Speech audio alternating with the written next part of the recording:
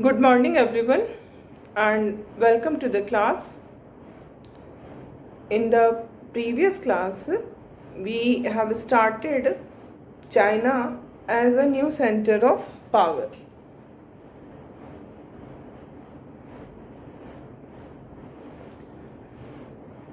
We have seen that China is emerging as a fastest growing country, and it is projected that by the year 2040 it it will replace US as the world largest economy.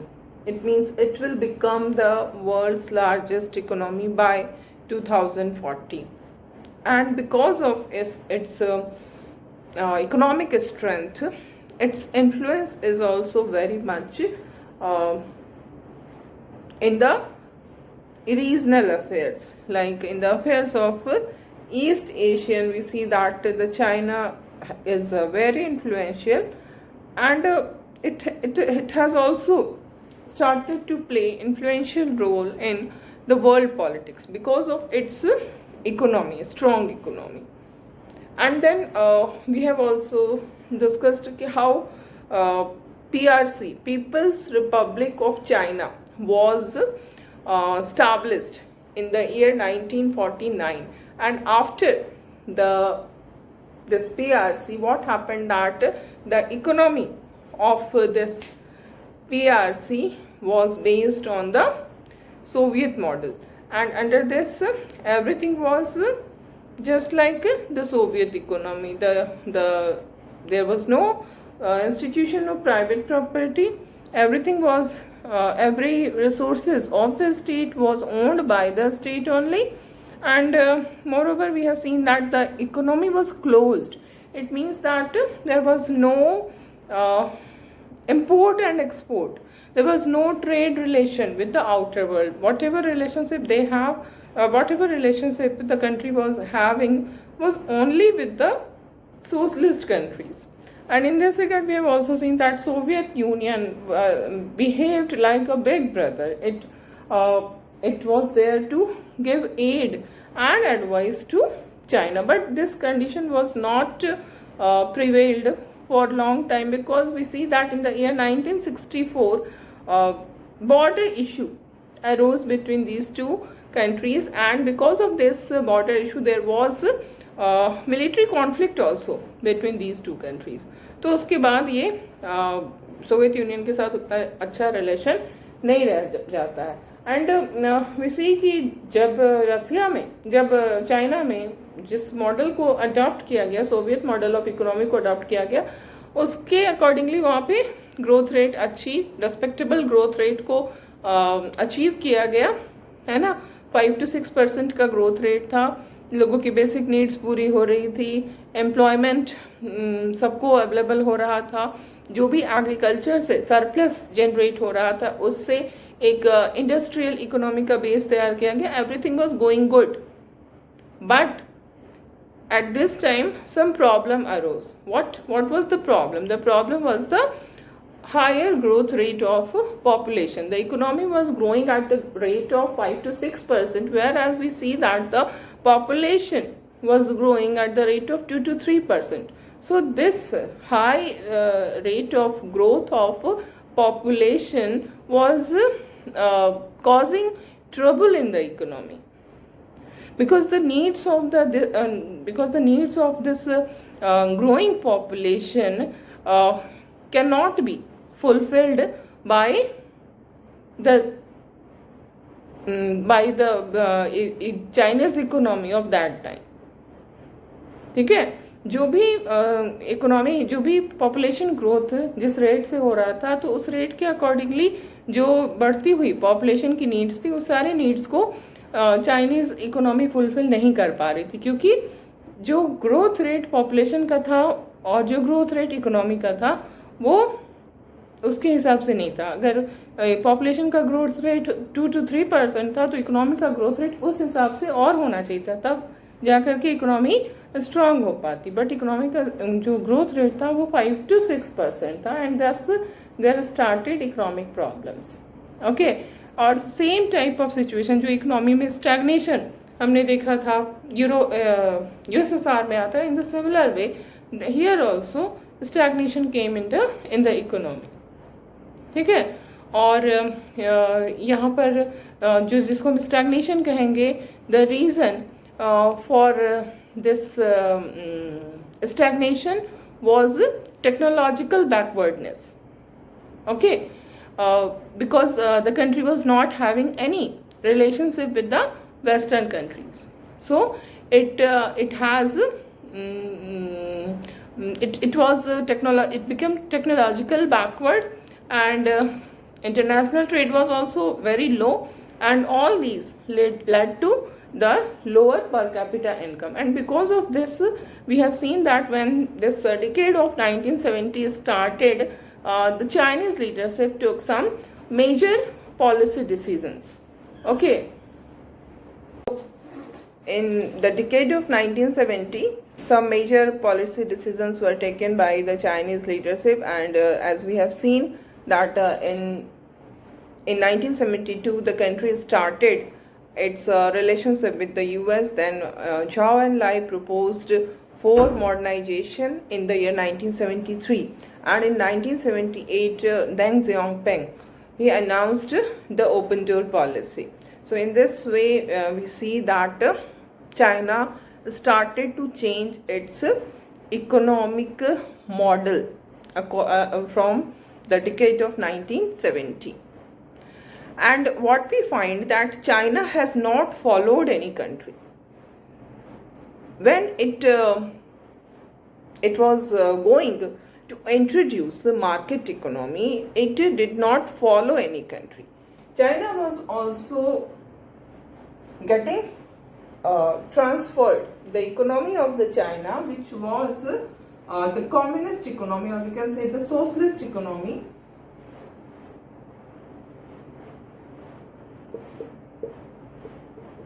China was having this socialist economy.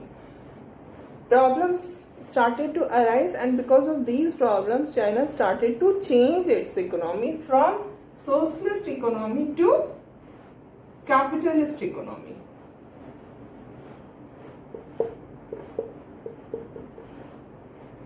Or we can say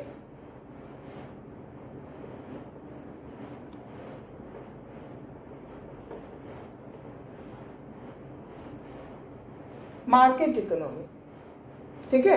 तो जो China की economy अभी तक हम देख रहे हैं कि सोशलिस्ट इकोनॉमी थी, वो मार्केट इकोनॉमी में चेंज हुई, और इसके लिए चाइना ने किसी भी कंट्री को फॉलो नहीं किया. जैसे अगर हम if we consider how the independent countries of USSR adopted this change, how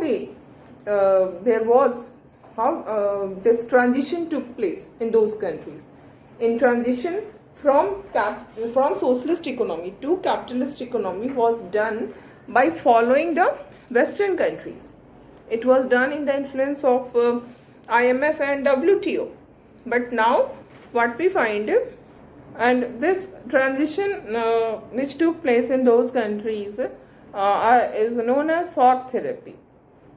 But China did not go for any kind of shock therapy. Whatever changes was brought in the Chinese economy, that was very slow changes and gradual changes. This is the difference between what was done in the independent countries of erstwhile USSR and what was done in China. Both the countries are getting transition. Both the countries are getting transition from socialist to capitalist. But the method of, or we can say, but the pace of this transition is completely different. In China, it was completely slowly, it was done very slowly and gradually. The process, or we can say the transition, was so slow that the people has to face no pains, no problems. Everything was running smoothly and changes were occurring. But in USSR, what we find that these changes caused these sudden changes caused a lot of trouble and pains for the common people. Economy बिल्कुल वहाँ की, जिसको हम कहेंगे कि devastated हो गई. GDP जैसे हमने देखा रसिया का 10 साल पीछे चला गया. रूबल के प्राइस गिर गए. इंडस्ट्रीज का जो प्राइवेटाइजेशन हुआ, जो सेल हुआ, वो इतने लो प्राइस पे हुआ कि जिसको कि द लार्जेस्ट गराज सेल कहा गया. तो these are the consequence of that kind of sudden transition. But यहाँ पर ऐसा कुछ भी नहीं हुआ. इन्होंने step by step gradually they open their economy. ये नहीं कि एक ही बार वहाँ जो भी चेंजेस आए सारे के सारे चेंजेस रातों रात जिसको हम कहेंगे, बट यहाँ स्टेप बाय स्टेप. जैसे अगर हम देखें, सबसे पहले जो प्राइवेटाइजेशन चाइना में स्टार्ट हुआ वो कहाँ पर हुआ? वो एग्रीकल्चर सेक्टर में हुआ. ओके, तो जो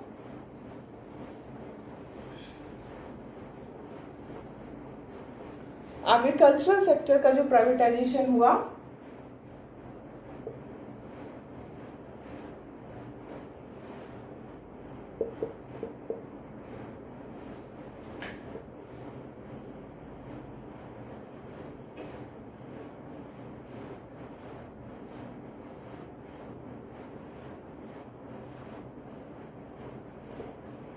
this was done in the year 1982.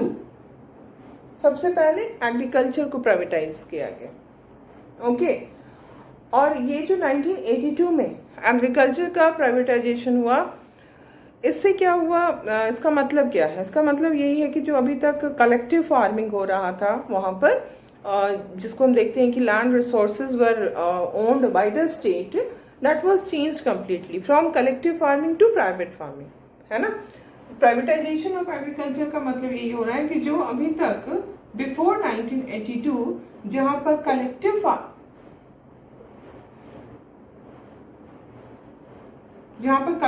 Farming हो रही थी, वो अब क्या चीज में बदल जाती है? वो अब बदल जाती है प्राइवेट फार्मिंग में.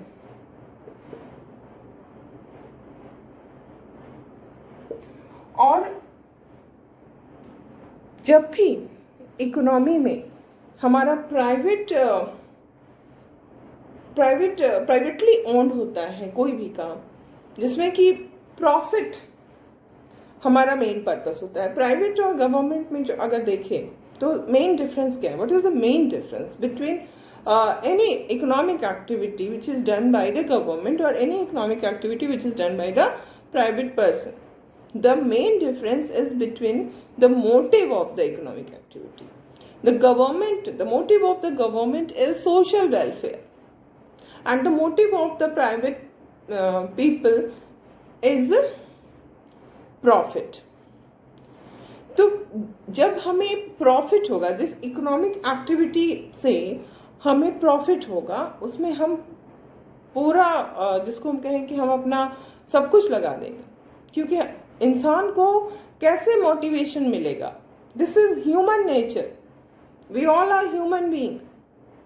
No one is above human. There may be exceptions, but in general people are selfish. In general human beings are selfish. We are motivated by our self interest only. So in the similar way, the if when the economic activity is controlled by the private people, then it will give them profit, and this profit motivates them, and because of this motivation they work hard, and the result is more profit. तो ये एक cycle बन जाता है. It's a kind of cycle कि हमें जब हम प्राइवेटली किसी इकोनॉमिक एक्टिविटी को कर रहे हैं तो हमें उसका प्रॉफिट हमको ही मिलेगा, है ना. Government is not going to take the profit हमें मिलेगा. तो हम काम ज़्यादा करेंगे तो प्रॉफिट होगा तो हमें फ़ायदा होगा, फिर हम काम ज़्यादा करेंगे. तो दिस इज़ द मोटिवेशन जब भी कोई इकोनॉमिक एक्टिविटी प्राइवेट हाथों में होती है तो उसमें प्रॉफिट वाला जो फैक्टर है वो काम करता है मोटिवेशन के लिए। एंड यही हुआ जब चाइना में 1982 में एग्रीकल्चर का प्राइवेटाइजेशन किया गया। तो यही हुआ कि यहाँ पर हम देखते हैं कि जो एग्रीकल्चरल प्रोडक्शन था वो बहुत ही ज़्यादा बढ़ गया।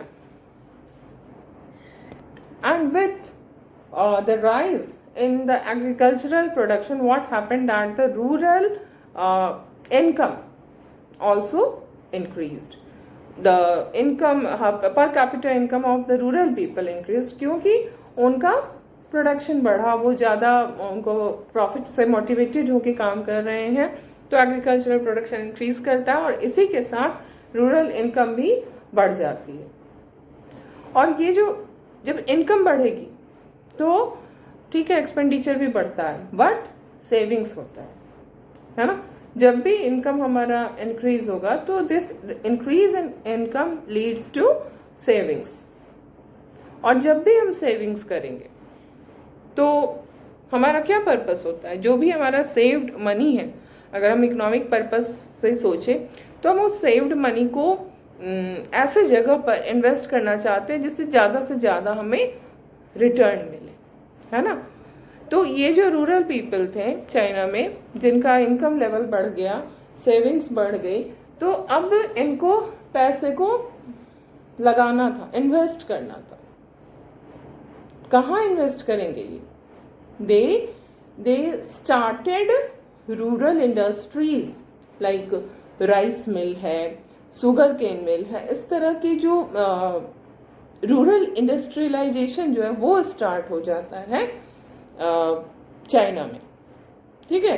तो privatization of agriculture leads to increase in the agricultural production, and this increase in the agricultural production leads to the rise in the rural income.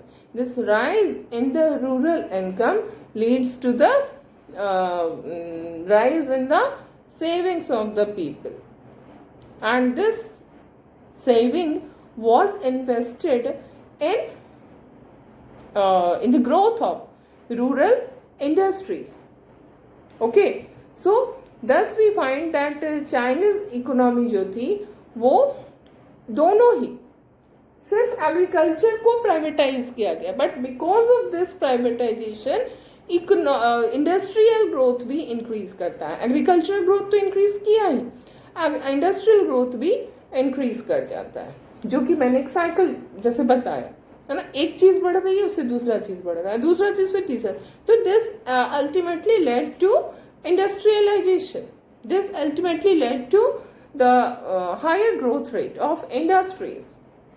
ठीक है, तो दोनों ही जो थे वो बहुत ही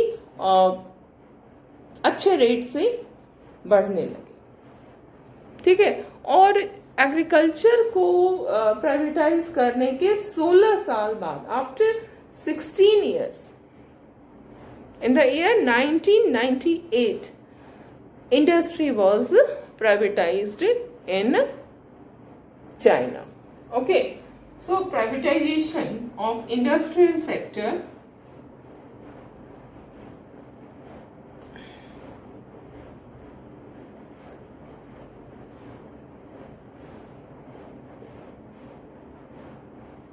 took place 16 years after the industrialization of agriculture, ठीक है।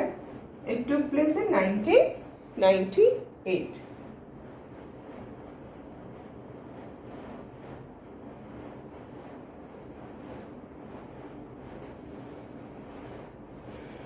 ओके, तो अब हम प्राइवेटाइजेशन ऑफ इंडस्ट्री का क्या मतलब समझते हैं। What do we mean by privatization of industry?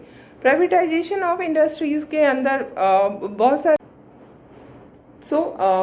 Privatization of industries के अंदर ये हुआ कि जो इंडस्ट्रीज अभी तक स्टेट ओन कर रही थी, now these state owned industries were now open for selling, open for selling to the private individuals and private companies. तो इस तरह से जो state owned factories, state owned industries थी, वो सब अब प्राइवेटाइज्ड हो गई, ठीक है। और फिर इसमें भी हम वही चीज़ देखते हैं कि बिकॉज ऑफ प्राइवेटाइजेशन मोटिवेशन मिलता है लोगों को और बहुत ही हाई ग्रोथ रेट को अचीव किया जाता है। इसी के साथ साथ एक और काम होता है and that is starting of free trade, या फिर वी कैन से कि जो ट्रेड बैरियर्स थे वो बंद हो गए, खत्म हो गए। Trade barriers were eliminated, but here one thing is very very important.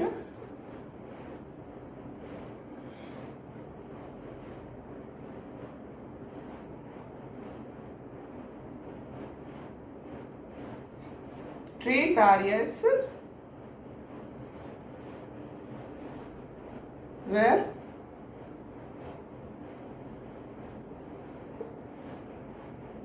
eliminated. What does it mean? इसका मतलब ये हुआ कि जो ट्रेड पर बैरियर लगा होता, क्या होता है ट्रेड पे बैरियर? ट्रेड पे बैरियर का मतलब है जो एक्सपोर्ट हो रहा है, जो इंपोर्ट हो रहा है, उस पर कस्टम ड्यूटीज लगाना, जिसको हम in simpler terms we can say tax. जब इंपोर्ट और एक्सपोर्ट पे हम टैक्स लगाते हैं तो उसको हम कस्टम ड्यूटी कहते हैं। तो ये ड्यूटी क्यों लगाई जाती है? ड्यूटी इसलिए लगाई जाती है कि जो भी चीज़ें कंट्री में आ रही हैं वो ड्यूटी उस पर लग गई तो क्या हो गया, that duty will be added in its cost, तो it will increase the cost of that particular good which has been imported from other country. तो क्या होगा कि उसका प्राइस बढ़ गया, तो ऑब्वियसली अपने आप ऑटोमेटिकली उसकी डिमांड कम हो जाएगी क्योंकि प्राइस ज़्यादा है। तो ये इसका पर्पस यही होता है कि जो डोमेस्टिक इंडस्ट्रीज हैं उनको प्रोटेक्ट करने के लिए, in order to protect the domestic industries, these trade barriers are there, है ना। ट्रेड बैरियर्स इसलिए लगाए जाते हैं। तो जब यहाँ पर चेंजेस आ रहे हैं चाइना में, चाइना की जो इकोनॉमी है वो कैपिटलिस्ट से सोशलिस्ट से कैपिटलिस्ट बन रही है, प्राइवेटाइजेशन ऑफ एग्रीकल्चर हुआ, देन प्राइवेटाइजेशन ऑफ इंडस्ट्री हुआ, इसी में एक स्टेप, मेजर स्टेप लिया गया कि ट्रेड बैरियर्स को एलिमिनेट कर दिया गया, but not for the complete China, not for the complete country, but it was eliminated only in special economic zones. Okay.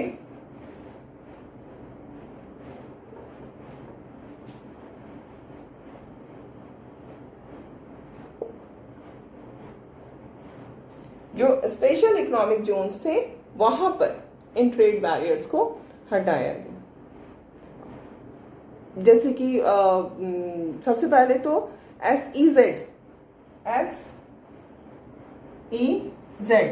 का क्रिएशन हुआ, ठीक है। चाइना जो चेंज हो रही थी जो चाइना, उसके अंदर SEZ का क्रिएशन हुआ और उस SEZ में ट्रेड बैरियर्स को बिल्कुल हटा दिया गया। And because of this elimination of trade barriers what happened that foreign trade में फेनोमेनल राइज हुआ। फेनोमेनल मतलब बहुत ज़्यादा, बहुत ही तेजी से यहाँ पर राइज होता है फॉरेन ट्रेड का, बिकॉज चाइना जो है वर्ल्ड की लार्जेस्ट पॉपुलेशन है, बहुत बड़ी मार्केट प्रोवाइड करती है, और इसलिए क्या हुआ कि ये जो चाइना जिस तरह से वहाँ पर फ्री ट्रेड जैसे ही स्टार्ट होता है स्पेशल इकोनॉमिक जोन्स में, तभी हम देखते हैं कि फॉरेन ट्रेड जो है उसमें फेनोमेनल राइज होता है, ठीक है।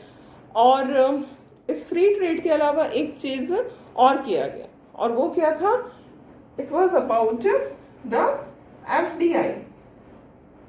FDI, what does it mean? FDI is foreign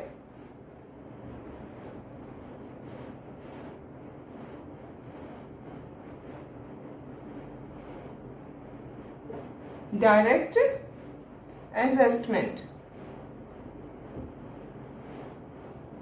FDI, ठीक है। इस फॉरेन डायरेक्ट इन्वेस्टमेंट को स्टार्ट किया गया, और इसका ये मतलब होता है कि अभी तक जैसे कि हमने देखा कि जो चाइना की इकोनॉमी थी वो क्लोज्ड इकोनॉमी थी, न तो बाहर से कोई गुड्स आ सकता था, न बाहर से कैपिटल आ सकता था। तो अब क्या किया गया कि फॉरेन डायरेक्ट इन्वेस्टमेंट जो था उसको अलाउ कर दिया गया, यानी कि दूसरी कंट्रीज जो हैं वहाँ से, वहाँ की जो कंपनीज हैं वो अपने चाइना में वो इन्वेस्टमेंट कर सकती है, but they will also invest only these special economic zones. जो SEZs बने थे वहीं पर फॉरेन डायरेक्ट इन्वेस्टमेंट को परमिशन मिला, ये नहीं कि पूरी चाइना में कहीं भी वो बना सकते हैं। स्पेशल इकोनॉमिक जोन्स जो बनाए गए थे उसी में वो इन्वेस्टमेंट हो सकता था। ठीक है, तो इस तरह से हम देख रहे हैं कि यहाँ पर जो चीज़ें हो रही हैं वो इस तरह से हो रही हैं कि who is the guiding force behind this transition from socialism to capitalism? कौन है गाइड, कौन कर रहा है? The government itself is the guide. The government is playing the central role in setting up of a market economy. The government is playing the central role in transition of the economy from socialism to capitalism. And if here also we compare this situation with the situation which was existing in the independent countries of erstwhile USSR after its disintegration, we found that the state was not playing any role in this transition. The role which was played by the role played by the IMF and the World Bank. And the western countries were guiding them.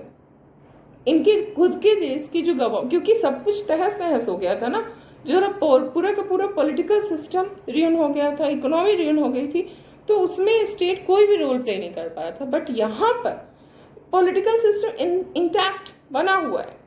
Communist party अभी भी अकेली single party है, rule कर रही है। Everything is according to जैसे पहले हो रहा था वैसे ही चल रहा है। पॉलिटिकल सिस्टम में चेंजेस कहाँ आ रहा है? इकोनॉमिक सिस्टम में। कौन ला रहा है? स्टेट ला रहा है, और इसलिए सब कुछ स्मूथली हो रहा है।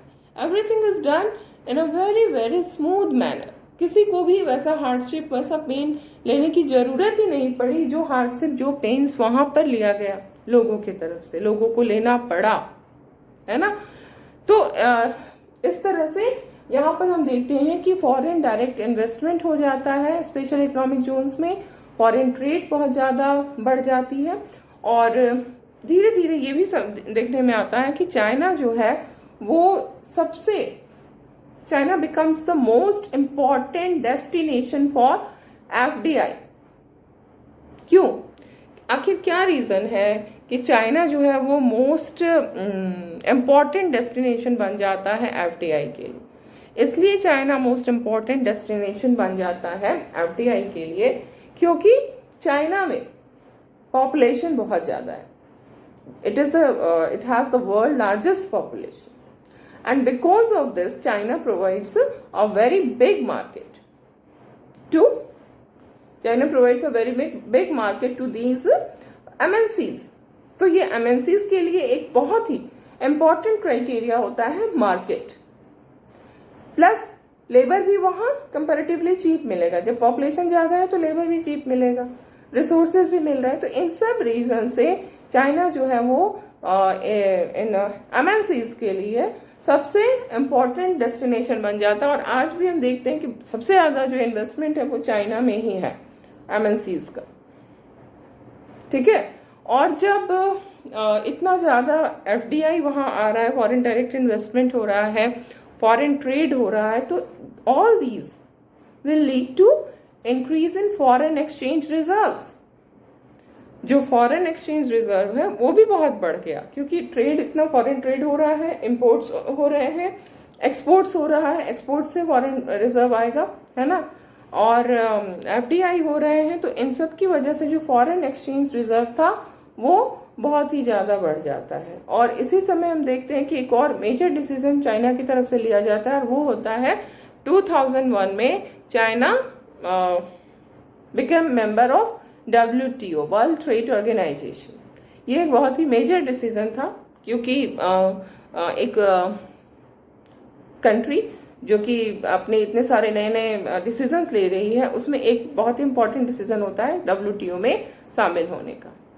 और इस तरह से इसने अपनी इकोनॉमी को कहा जाए पूरी तरह से ओपन कर दिया। जो इकोनॉमी अभी तक कुछ भी अगर बंद थी तो वो पूरी तरह से खुल जाती है, because it becomes the member of the WTO, है ना। और कंट्री जो है चाइना जो है वो अपने इस रिलेशन को आउटर वर्ल्ड के साथ और भी बढ़ाना चाहती है, क्योंकि जितना हम आइसोलेशन में रहेंगे उतना वो एक कंट्री के लिए उतना ही वो हार्मफुल होगा। इकोनॉमिक पर्सपेक्टिव में बहुत ज़्यादा हार्मफुल होता है अलोफनेस, आइसोलेशन, जो कि हमने देखा USSR ने जिसको झेला, है ना।